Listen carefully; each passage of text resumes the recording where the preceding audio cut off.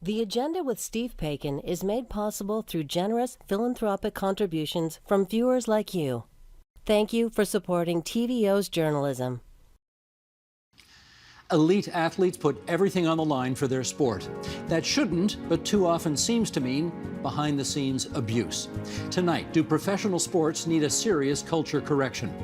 Then, author and ordained minister Michael Coren argues for a new point of view about Jesus, one far more radical than you've likely heard about before. It's Wednesday, November 3rd, and that's next on The Agenda.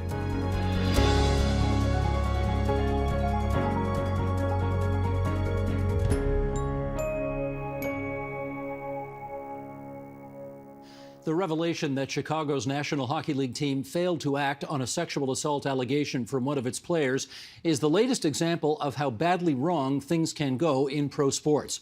Not only in hockey, but in many uber-competitive arenas, do winning at all costs attitudes lead to noxious environments and abusive cultures.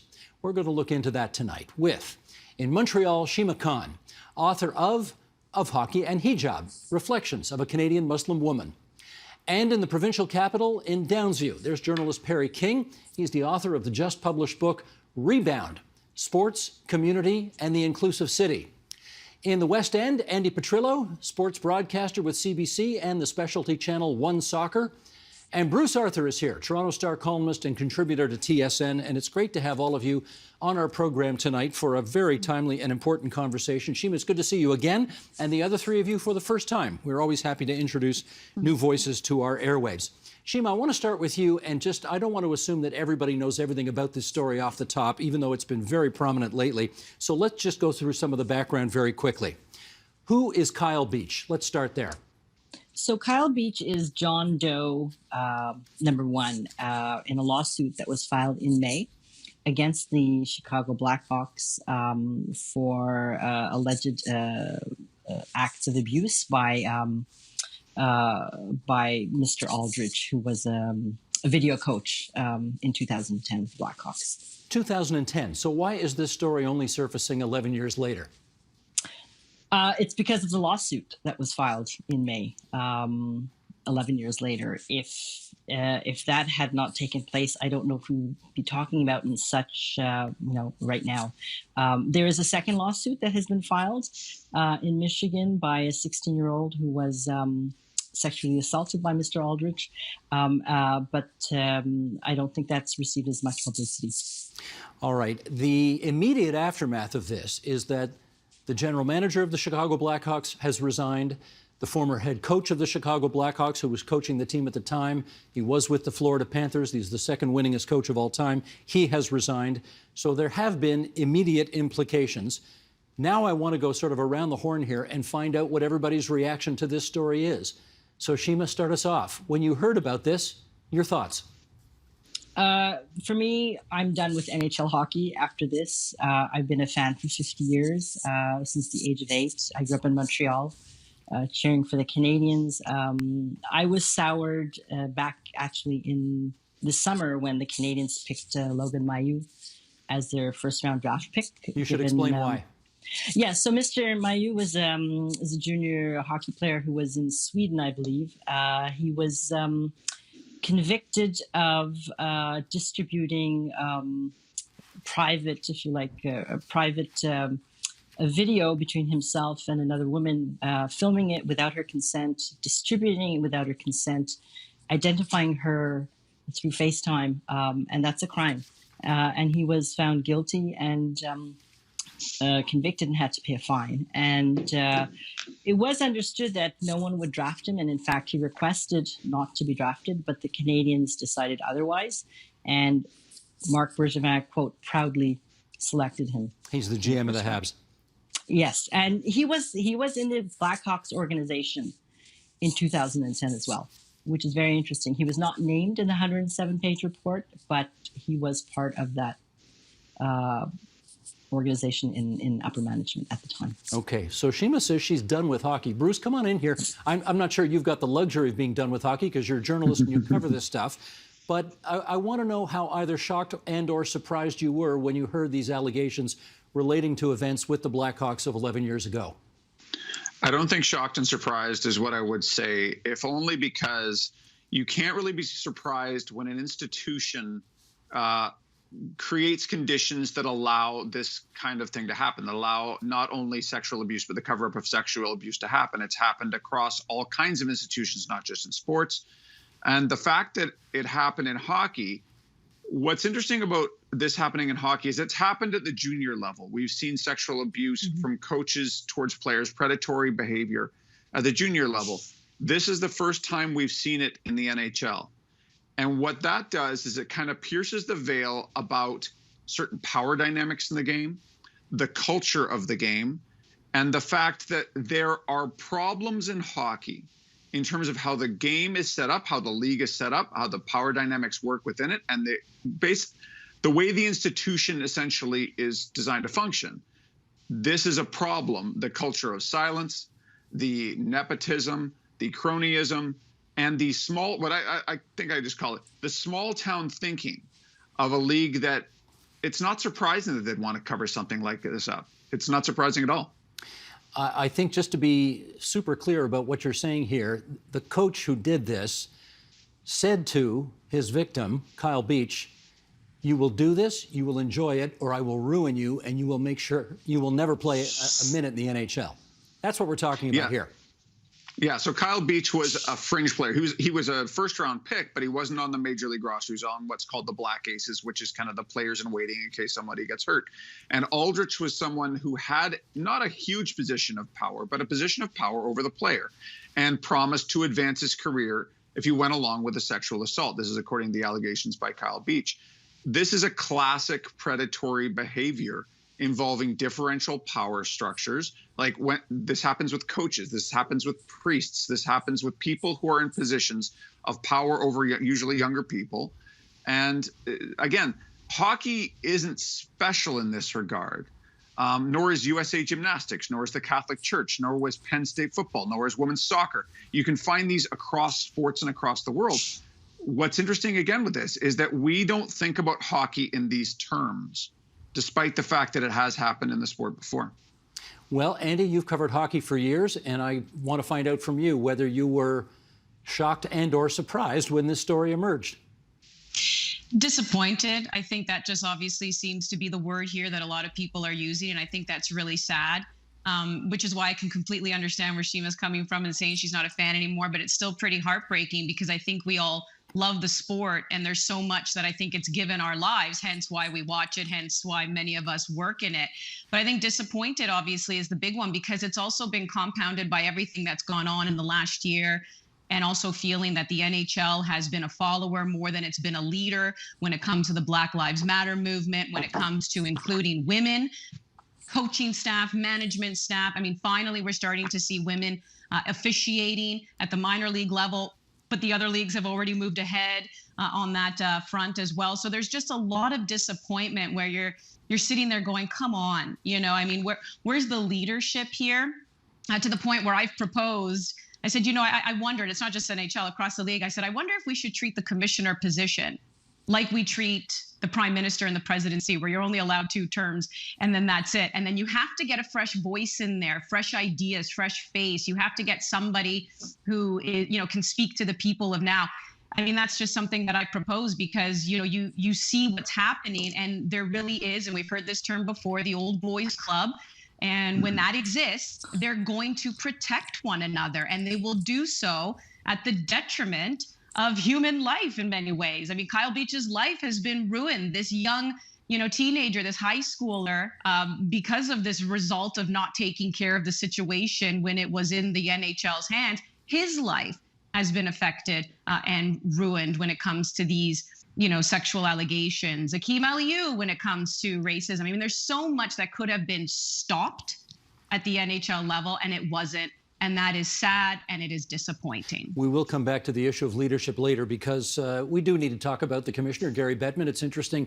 Many of the Big Four professional leagues, many of the commissioners in the Big Four, they tend to be commissioners for life. They tend to get, and Mr. Bettman's been there since 1993. Anyway, we'll come back to that, but I want to get Perry in here, because Perry, in that list that Bruce just listed off a moment ago, unless I missed it, I didn't hear him say basketball.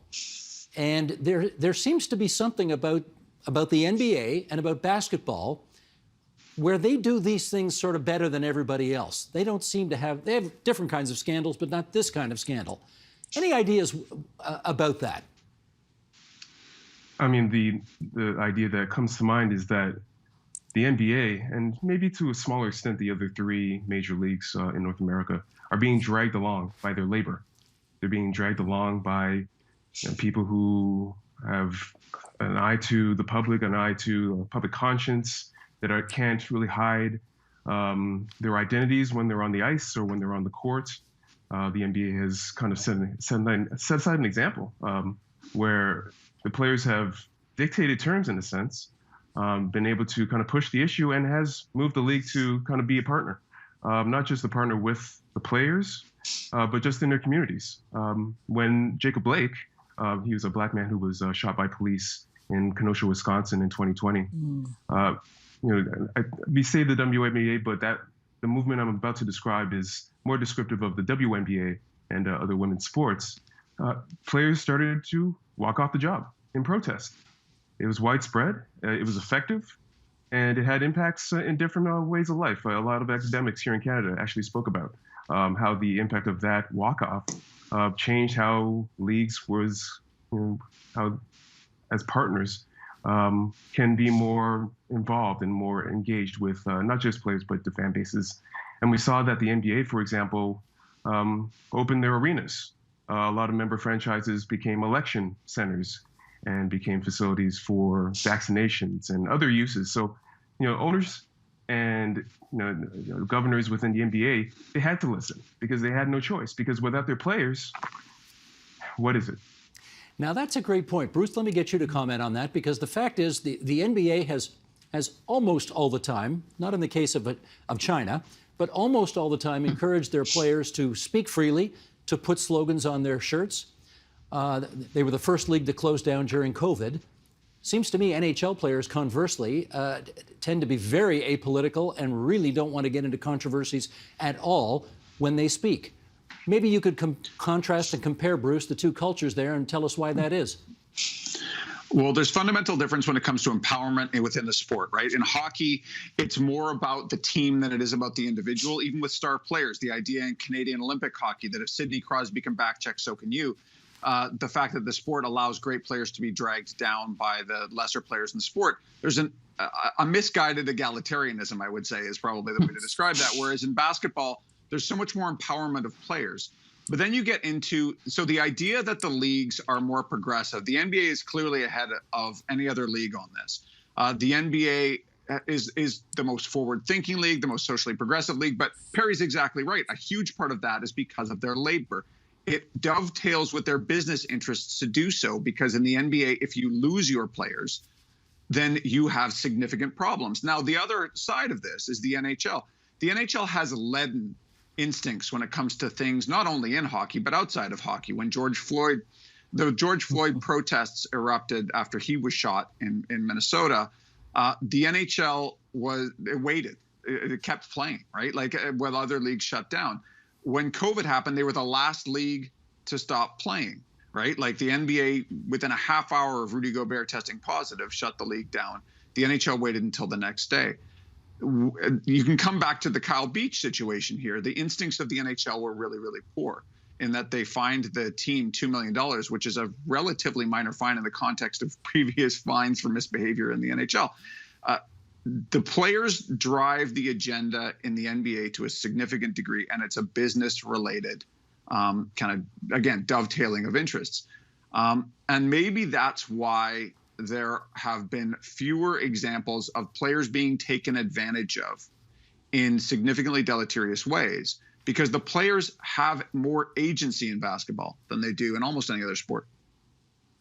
I'll get Shima to follow up on that in this regard, and that is, it's probably worth mentioning, 10 minutes into our discussion here, that there are hundreds of thousands, if not millions of people who are in and around hockey, either as players or fans or whatever, across North America, around the world, frankly, and do so without incident and with a great deal of joy. Let's get that on the record. However, Shima, you've watched hockey, you were telling us, for many, many decades now. Do you see something about hockey and the culture around hockey that you think not encourages, that's too strong a word, but maybe turns a blind eye to some of these issues in a way that, say, basketball does not tolerate?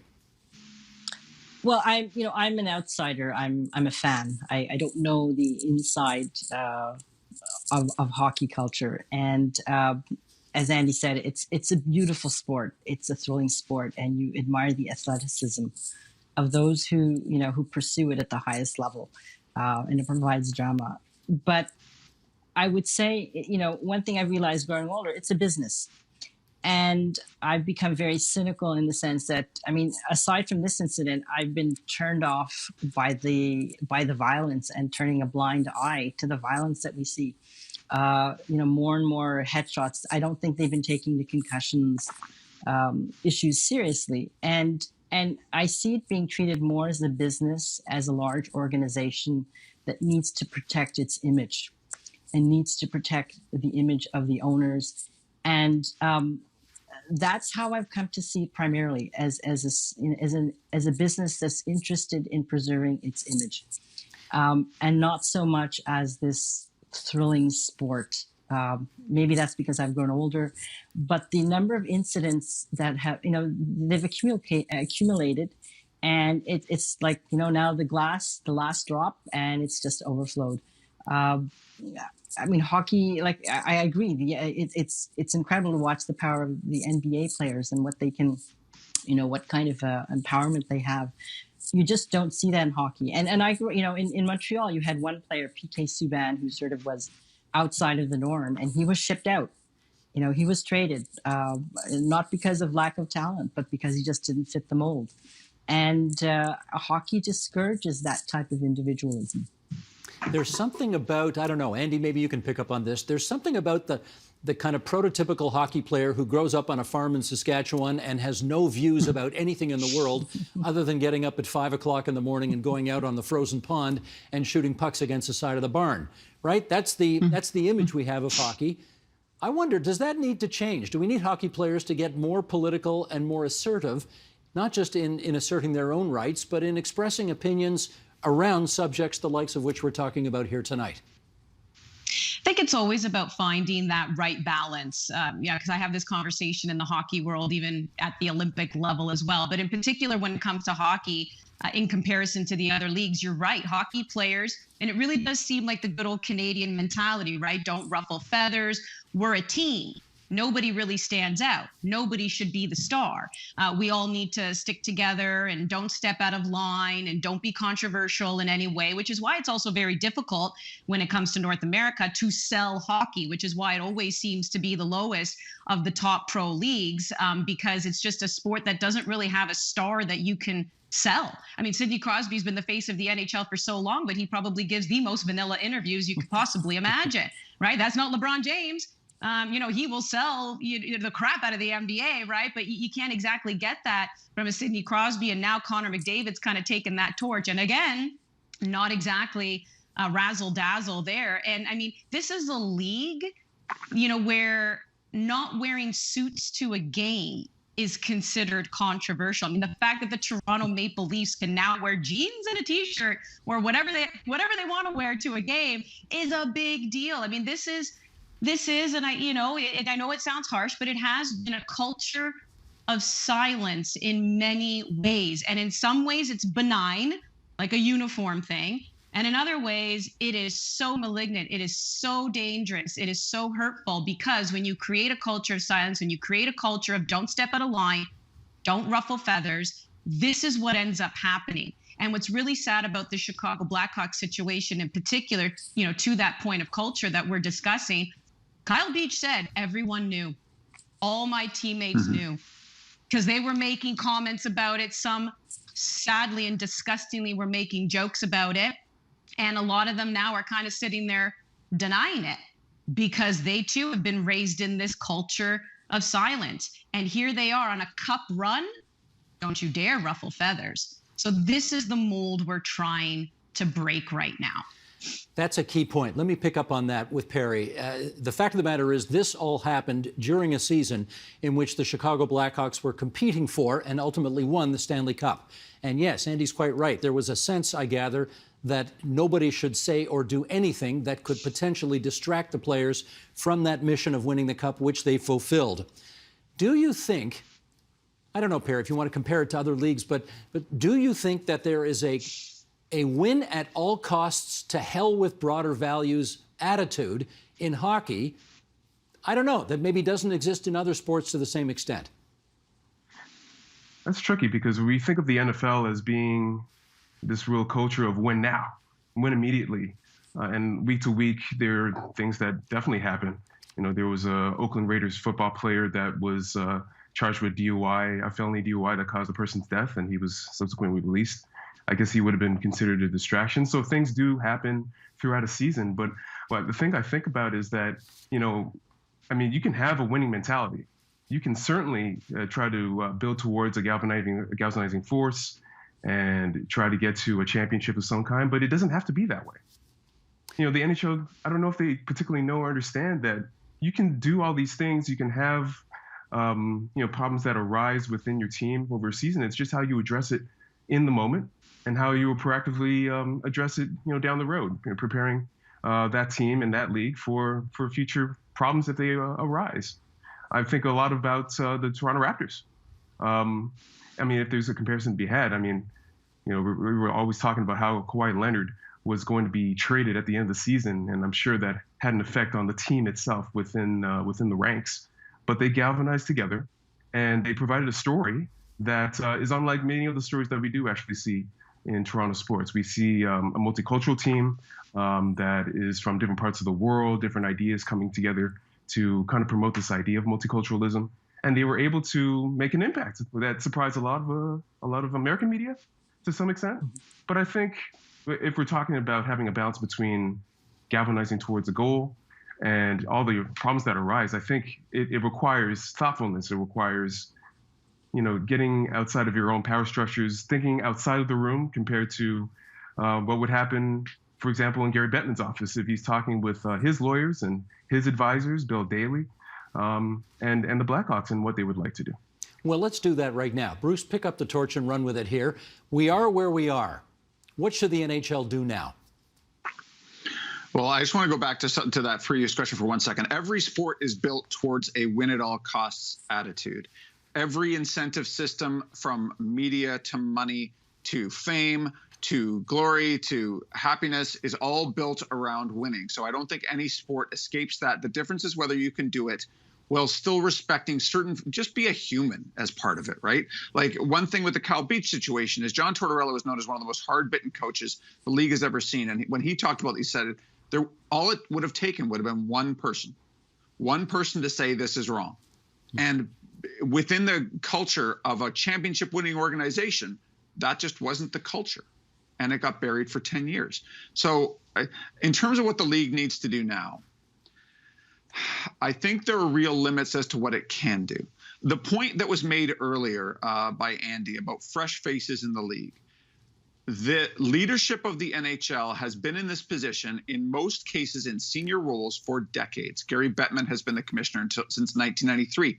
Colin Campbell, who is the #1 hockey culture guy in the league, who is the senior vice president in charge of hockey operations, and who has never in his life, to my knowledge, expressed a progressive hockey thought. He's been in that position for decades. The league is built in a way that addressing this, I don't want to say it's not possible, but I think that there are fundamental issues with how the sport views itself that keep it from being able to handle things like this. Look at the press conference that Gary Bettman gave the other day.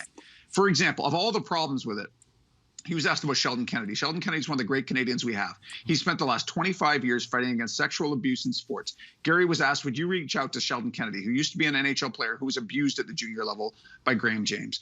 And Gary Bettman said, well, you know, we might. His experience, his terrible experience, wasn't at this level. As if whether Sheldon Kennedy being abused as a junior player mattered. that tone deafness, that complete inability to view the sport as a whole in a way that might push it forward. There's just such a lack of vision in this sport.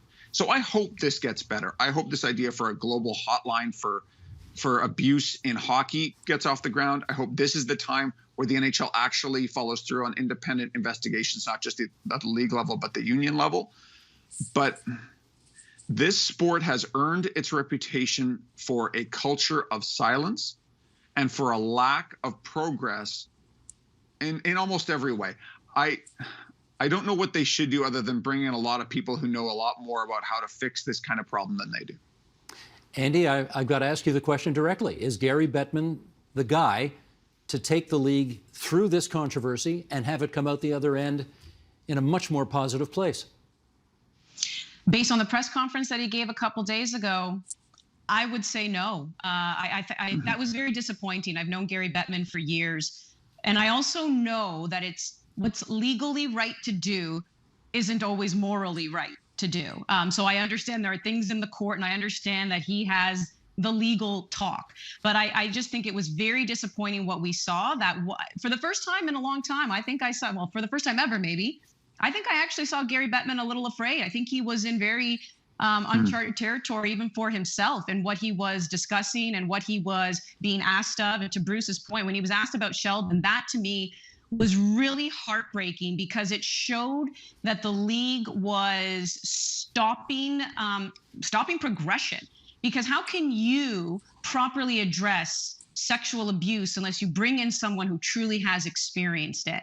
How can you progress with the BIPOC community unless you bring people in who have truly experienced, racism because of that? And it just seems the league is so resistant to bring in those voices. And I know that Alan Walsh, who's a prominent agent in the NHL, and he obviously has connections with a ton of owners. He's the one who put out a tweet a couple days ago that he heard that there was, a lot of discontent from owners when it comes to Gary Bettman and his leadership. I kind of take it a little bit with a grain of salt. Again, I know he's very connected, but at the end of the day, Gary Bettman works for the owners. So here's the ring around the rosy, right? Other owners may be upset, but Chicago Blackhawks owners, I'm sure, were very satisfied with him trying to protect them, right? So here's this league, a little bit of contradiction. They need to launch an investigation, I think, as well, into how this was handled by Gary Bettman. Does that mean he's going to be removed? I don't know, but I think that if an evaluation isn't done, that would be extremely disappointing. But to go back to that, Steve, based on that press conference a couple days ago, it did not give me reassurance that Gary Bettman was going to handle this properly. Well, one of the reasons he's probably less as opposed to more likely to be removed, as you point out, he works for the owners, and he's made a fortune for those owners. This game is a multi-billion-dollar operation today in a way that it surely wasn't when he started, and the owners, I'm sure, appreciate that. Let me put this to Shima. It's true the NHL was very slow, as Andy just suggested, to recognize the contribution of, for example, people of color. Willie O'Ree, the first black player, finally, I think, later than other sports have done it, was recognized as a pioneer in the game, and he has surely been a huge part of the NHL family now, if I can put it that way, in helping the league reach out to people of color and to get more young black kids, for example, interested in hockey. Do you think this NHL leadership has the potential to make similar strides as it relates to this issue? Not at all. I just wanted to add, there's one more key player in this story. That's Don Fair, the head of the NHL Players Union, who was called out by Kyle Beach during his interview with TSN. And he just announced that he's asking for an external investigation. So it's an old boys club or network, where everyone's protecting each other.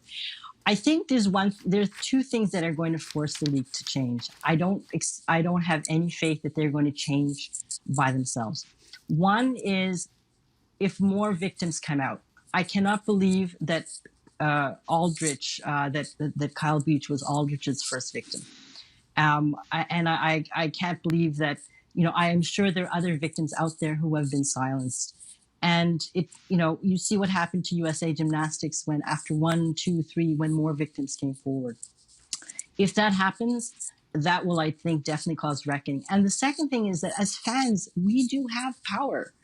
We can express our displeasure by turning off the screens, by not going to games, by holding protests outside of arenas.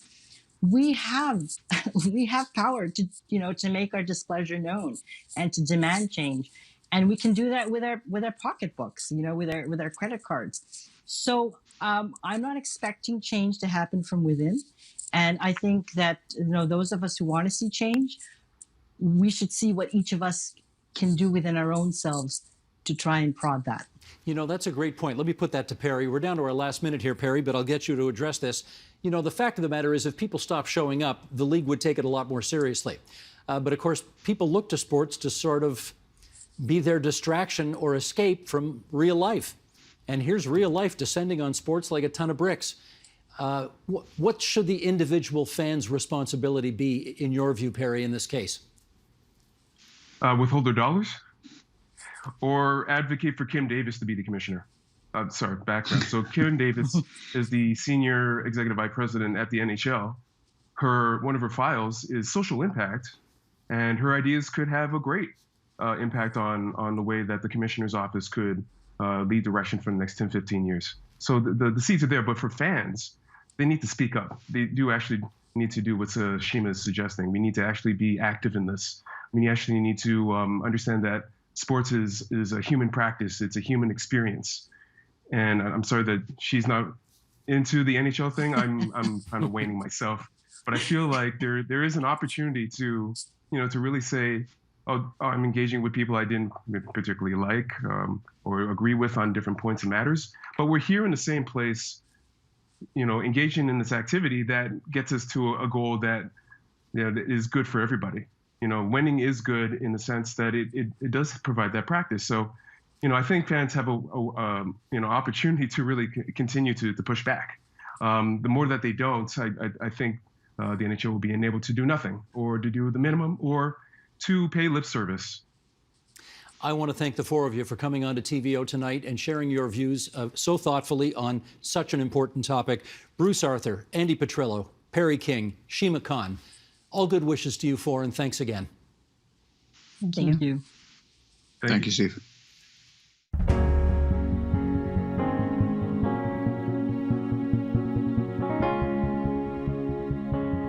Michael Coren has been on some kind of spiritual journey. For 15 years, he hosted his eponymously named TV show on Crossroads Television, in which he didn't hesitate to share his very conservative views while aggressively mixing it up with a variety of guests.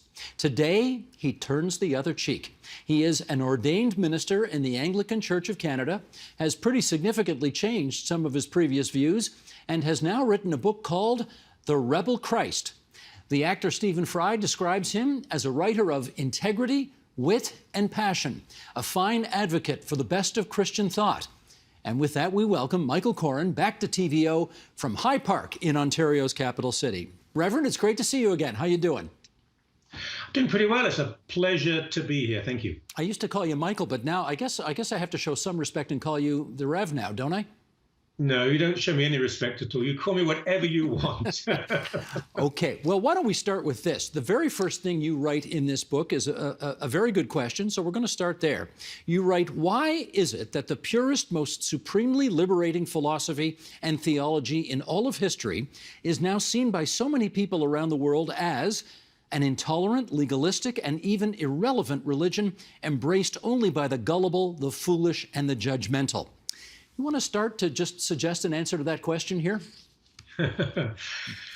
Well, I think it's probably because of, people like me not that long ago. I mean, my change of heart and change of life really was only about 8 years ago. And I wasn't a bad person. I tried to do good. I tried to help. I tried to be on the right side, but I don't think I was. And I think I painted a picture of Christianity because I knew it and I knew Jesus, if the language doesn't sound too pious.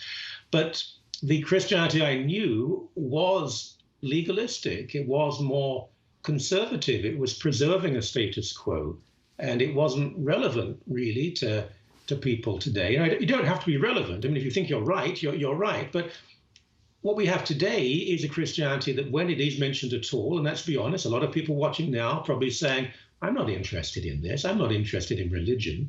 Because what they see on television, in media, and I'm a journalist, I understand why this is the case, is when Christianity is calling for something to be banned or something to be stopped, or complaining about vaccinations or mask wearing or campaigning against abortion or equal marriage. And it's a negative, it's restrictive, when in fact it is extraordinarily liberating. And it liberated me, it changed me from within in so many ways.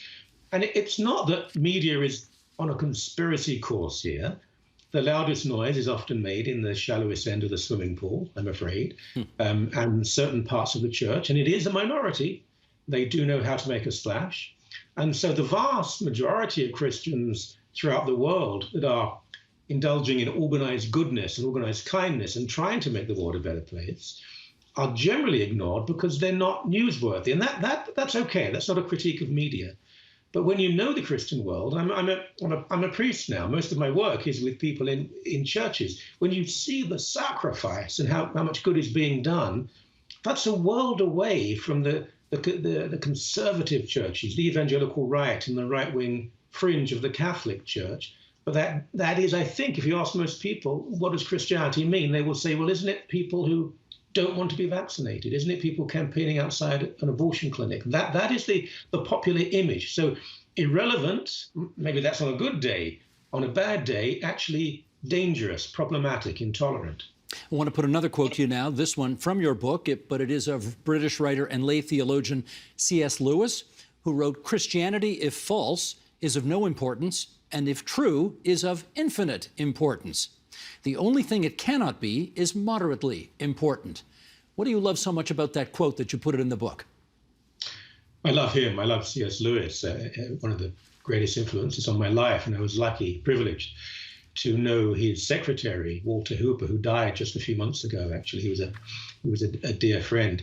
What Lewis is saying there is, if there is an answer to life's questions, if there is something that will give you happiness and joy and fulfillment, it can't just be moderately important. If it's true, my golly, that's wonderful. And if it's untrue, it doesn't matter at all.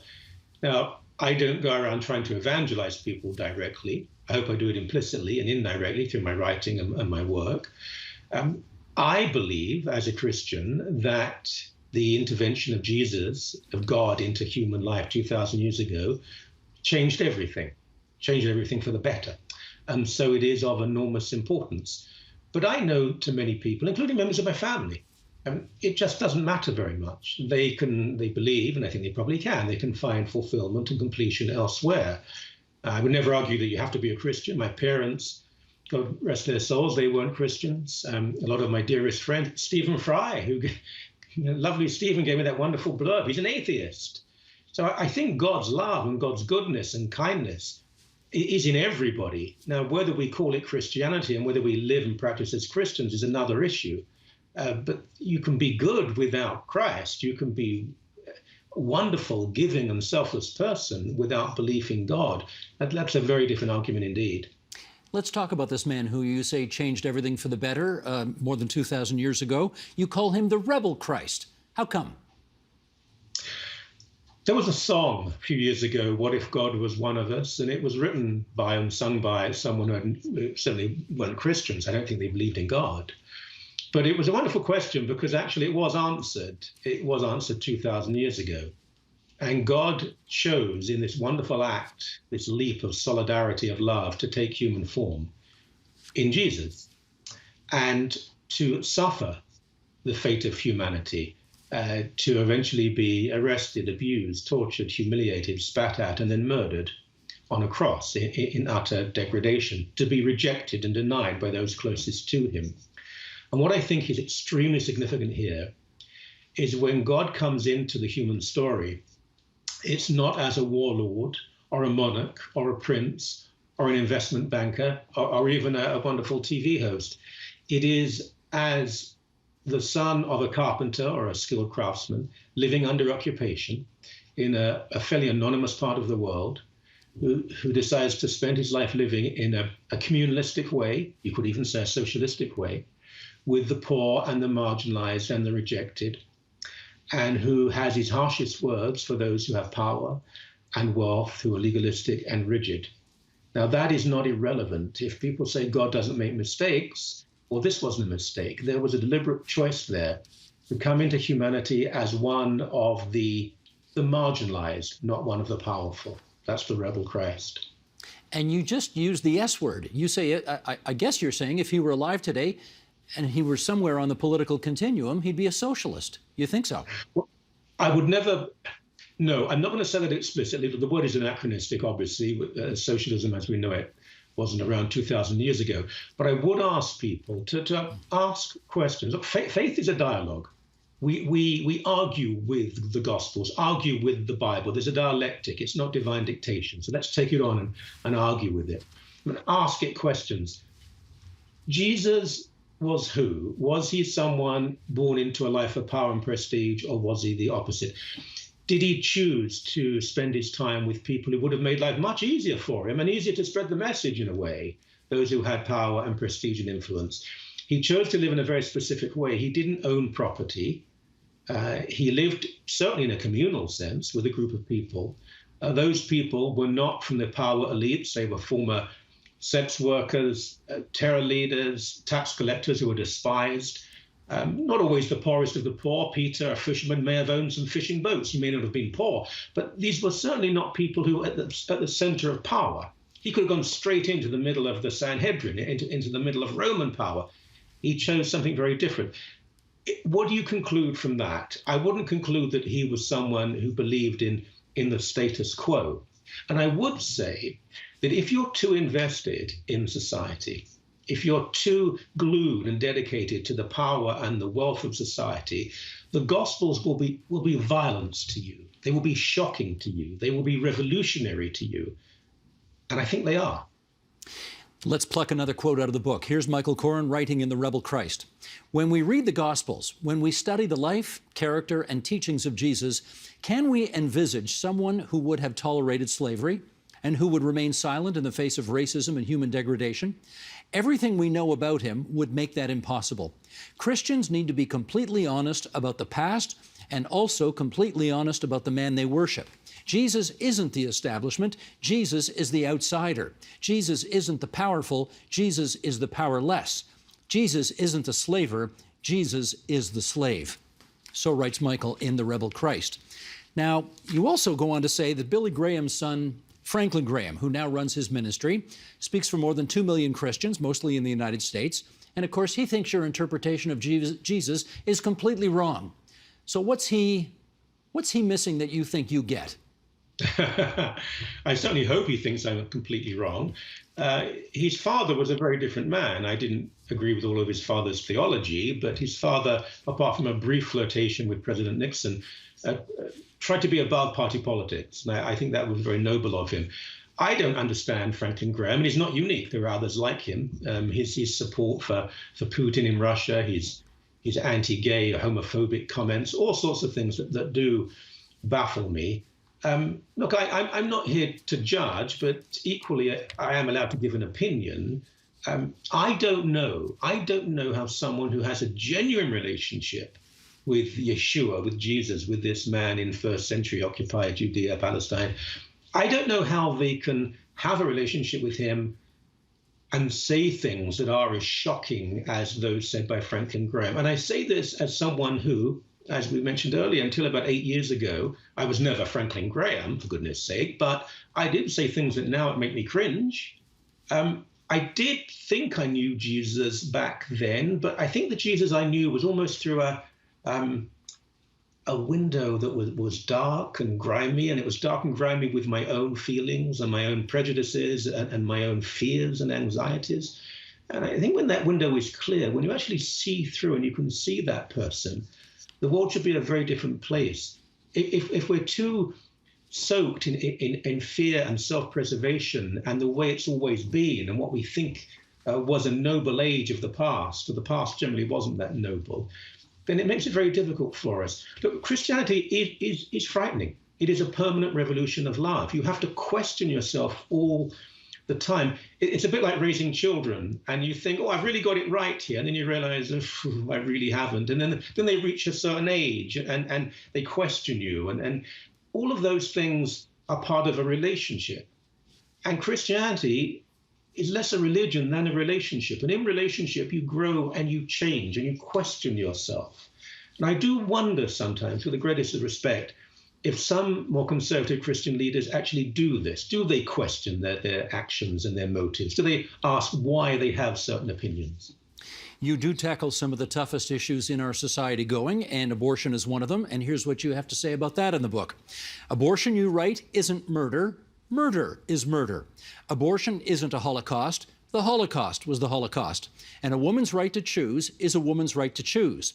That's the Rebel Christ approach. Let's go to the text. What does the Bible actually have to say about abortion? As with many of these apparent hot topic issues in Christianity, not a lot. Jesus doesn't mention it at all. Now, you can imply something without specific mention, but there's no reference to it, and it was certainly known in the ancient world. In the Old Testament, the Hebrew Scriptures, there are very few references, and one reference is that abortion is demanded in the case of adultery. The ancient Jewish idea and the Christian idea, and I think I'm right in saying within the Islamic faith as well, is that life begins at first breath, not at conception. So the Bible is very vague, and as I say, quite startlingly so at one point, even seems to say abortion is necessary. It's not a major issue. It's simply not a major issue, but it has become the dominant theme in much of contemporary Christianity. Within the Catholic Church, which has wonderful teaching on many social justice issues, and lately on the evangelical right. And this is worth mentioning because the evangelical church, even the conservative parts of it, and most of it is fairly conservative, was relatively progressive and permissive on the abortion issue until fairly late, until the mid-1960s. That was when it changed its view. Now, the Catholic Church has been fairly static on this, but of course it was after Roe v. Wade and liberalization in the 70s that it became quite militant about the issue. And I'm not arguing that abortion is a good thing. I think women's rights are vital, but many of us would like abortion rates to drop. And I think I may say in the book that we can achieve this if we make sure that there is good modern sex ed in every school, contraceptives are freely available, if we have socially paid for daycare and childcare, socialized medicine, if we enforce paternity payments, if we liberate women. All of these things are opposed by the very Christian right that want to make abortion illegal. And I don't think they're actually living biblical principles. I think what they're talking about is control of women. It's not about life, it's about control. And there used to be within the anti-abortion movement the idea of the seamless garment, that life was always precious, conception to natural death, and they were anti-war and anti-death penalty. That's gone. The anti-abortion movement now, well, if you want a figurehead, Donald Trump, for goodness sake, and the Christian right, that is not about life. So yes, women's rights certainly are I think, profoundly Christian. Anytime a group that has faced oppression in society is given liberation and more rights, as Christians, we should rejoice in that. Let me pick up on the issue of sex ed, which you just raised there. And I do have to say, you are really good on Twitter. I have seen, I mean, you get attacked a lot on Twitter, and in virtually every instance where I've seen you be attacked on Twitter, you don't take the bait. You give a very, if I may put it this way, Christian response. You did respond on the issue of sex ed, though, very cleverly, I must say. I think this was one of your best tweets. You wrote, "I sympathize with those who fear that sex ed will sexualize kids. Our youngest studied World War I on a Monday. By Friday, he'd invaded Belgium." That's pretty cute there, Michael, but what exactly was the point you were trying to make there? Well, the notion that because a young person, a child, studies sex education in school, they will suddenly become, I don't know, sexually active or a sexual lunatic. I mean, anyone who thinks that and says that surely has not raised children. I mean, generally, the kids know probably more than the teachers do, and the teachers can be fairly embarrassed about the whole thing. But I remember when in Ontario we introduced, or there was an attempt to introduce, more modern sex education.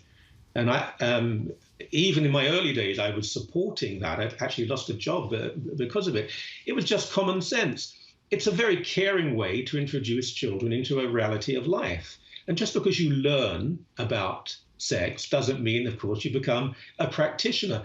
And the people were speaking out of fear. Opponents of sex ed were speaking out of fear. They were reacting hysterically. If I allow this to happen, what happens next? What happens next? Math class, English class. I don't know. I mean, it's not, it's important. I mean, I don't talk about this in the book, I don't think, but it's important for young people because it protects them. For goodness sake, abusers rely on ignorance. They want children to know as little as possible. That children need the self-defense of education in every area of life. And Christianity should not be detached from the fleshy reality of our existence. But I tell you, as a priest, a lot of what I deal with is people at the end of their lives, death and suffering. And once you do that, it does wake you up to what this is really about. We are about the reality of the human condition, the narrative of someone leading their life. And it's not always pretty. And when it comes to sexuality, let's not obsess about this thing. It's natural, wonderful, it's part of life, it's God-given. All sex education is doing is making sure that kids understand it properly. Let me raise with you now one of the most important issues that our country is trying to grapple with right now, and that is the issue of residential schools and the impact, the terrible impact, frankly, they have had over many generations. You know, of course, that the majority of the residential schools in this country were set up by the church, and there was a lot done, quote unquote, in the name of Jesus Christ. How do you reconcile the Jesus you love and know with the Jesus whose name was invoked not that long ago to do some of the worst in Canadian history? You can't, and you can't if we look at the Crusades or pogroms, or so much harm has been done in the name of most things, but certainly in the name of Christianity. And it's no good trying to form an argument of what they thought at the time and not everybody was bad. None of that is relevant. What matters is that using the Prince of Peace, using a man who was willing to give his life for humanity, who said, do not judge, embrace, include, love, extend the circle, that name was used to enslave and colonize and oppress. And it's an open wound. And my church, the Anglican Church, I think has been quite good on this issue fairly early, other denominations less so. But let's not for one moment try and pretend. What was done was vehemently anti-Christian, because it was anti-love and anti-empathy and anti-understanding. And, you know, I came to this country 34 years ago. I didn't grow up with the knowledge of Indigenous issues and so on. And I'll never forget a story that someone told me, an Indigenous activist, really. And he told this story in a church, and he said that his grandfather would never hug him. And this hurt him because he loved his grandfather very much. And he once said, you know, Grandpa, why do you never hug me? And his grandpa said to him, when I was at residential school, a hug meant I will be raped. And I sat there with my head in my hands, trying not to cry, trying to be as English as possible. When you hear that stuff, shame, just absolute shame. No defense, no words, just take action to make sure as much, admit what we've done, contrition, absolute ownership of crime, try in every way possible to repair damage. It may not be. Compensation, if that's part of it. But no arguments about this, just we did it, and it must be admitted. Michael, in our remaining moments here, I just want to finish off by asking you a couple of personal questions. Now that you are wearing that collar, you are, as you've pointed out, a different person from the person whom I first met, 25, 30 years ago. So let me ask this. How much do you pray now? Most of the time, sometimes formally. Morning prayer and the office of the day as a priest, I say that, and other forms of prayer. But a lot of the time, in the car, life doesn't work without it. And again, I know people might think, oh, really? Whatever form the prayer might take, it can just be eyes closed and thinking, meditation, contemplation. But I can't do it without prayer because I know how pathetic I am. And even with prayer, I'm pretty awful. But without prayer, it just wouldn't be possible. And having said that, what do you pray for? Well, I pray as part of a conversation, and prayer changes me more than it changes God. And I do ask for things, but they're not selfish things, I hope. They're grander than that. I pray for understanding, and I pray that I can be better at what I am, that I can be more forgiving and kinder and more open. And, don't know if it works or not, but I pray. I pray just to listen as well and to center myself. And I often pray for other people, which is not the "I'm going to pray for you" line, because that can be very insulting and very reductive. But there are people who want to be prayed for, and it's important to do that. Well, one of the reasons we've had you on this program so many times over the years is that you keep writing absolutely fascinating, provocative, thought-provoking books. So my hunch is, as long as you keep doing that, we're going to keep having you back. Michael Coren's latest is called The Rebel Christ. And we're grateful it's brought him to our virtual studio here on TVO tonight. Thanks so much, Reverend, and you be well. Thank you so much.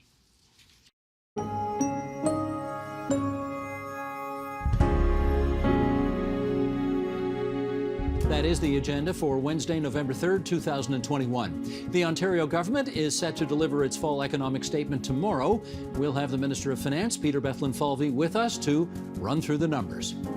I'm Steve Paikin. Thanks for watching TVO, for joining us online at tvo.org, and we'll see you again tomorrow.